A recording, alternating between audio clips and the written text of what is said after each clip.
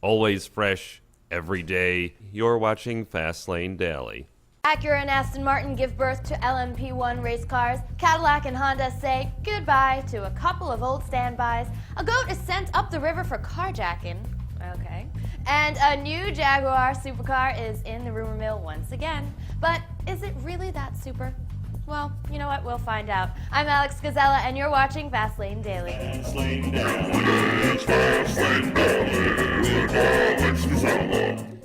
After months of depressing news of car companies cutting their motorsports programs, there is finally something to smile about, as Acura and Aston Martin have revealed their own version of LMP1 class race cars.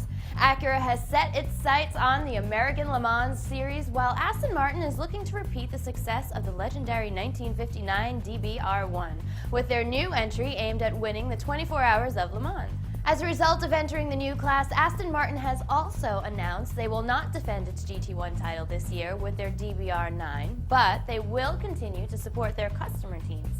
We can expect to see the new Acura racer at the 12 Hours of Sebring in March, while the Aston will make its way to Le Mans on June 13th.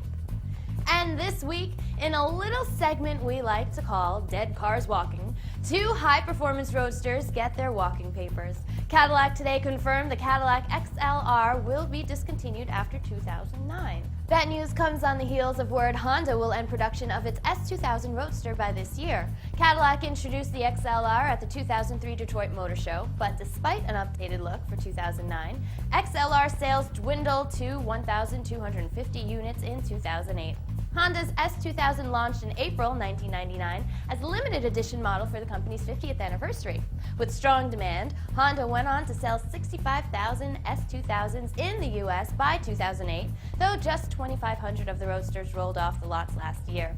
Neither company has announced plans to replace the two models anytime soon. And the global economic downturn may be taking its toll on weekend track rats. But one company's budget race car could mean serious fun for the masses. Well, not the masses, but definitely those with an income around the 20th percentile. Lusso Motors this week unveiled a working prototype of its LM23 kit car, and that's a model inspired by the classic mid-engine Lotus 23B. The 880-pound LM23 starts at around $23,500 for the rolling chassis kit. That means no engine. But add a 1-liter from Honda's CBR 1000 motorcycle, plus a 6-speed sequential gearbox, and forgetting about the financial wolf at your door is as easy as a twist of a throttle. Lusso says the LM23 can take a range of small car engines, including Subaru's turbocharged 4-cylinder Boxer. But if you want one, you'd better have a set of tools and Harbor Freight credit card. The LM23 is only available in kit form. No word on whether the company will offer it as a turnkey package. And New Scientist magazine calls Nigerians the happiest people in the world. But tell that to one local goat who's being held on suspicion of carjacking. Yes, I said goat, and yeah, I said carjacking. BBC News reports a vigilante group told police the goat is one of two armed men they caught trying to carjack a Mazda in the Nigerian state of Kwara. One of the jackers reportedly fled when confronted, but the vigilantes say the other used witchcraft to transform himself into that goat in question. A police spokesman told BBC News the alleged carjacking goat will remain in custody while police figure out whether or not they can charge it with anything, or until it drives everyone crazy with its stupid pan flute. You'll get that one later. Next up, more on Jaguar's new supercar, or not. That's in the internet rumor mill, coming up right after this. FastLaneDaily, the world's first automotive webcast, co-hosted by a dog. Of course, this is Tula, and let's see. Tula, high five! Come on! Feel the love. Hello. FastLaneDaily. So last week, the rumor mill was buzzing about a new Jaguar supercar in the works set to rival the XJ220 of years back. Now, one U.S. magazine reports that supercar in question may not be so super after all. Call it a case of the online telephone game twisting the words of a company insider.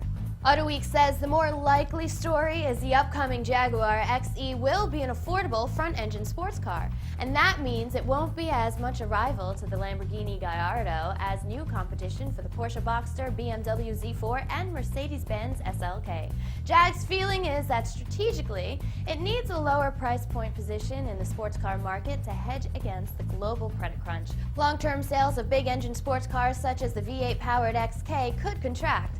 AutoWeek says the front-engine XE hasn't yet gotten the green light from top brass, but its destiny could be tied up with the company's next-generation Jaguar XK due before the middle of the next decade. Well, that about does it for today. This is Fastlane Daily. I'm Alex Gazella, and I will see you next time. Goodbye!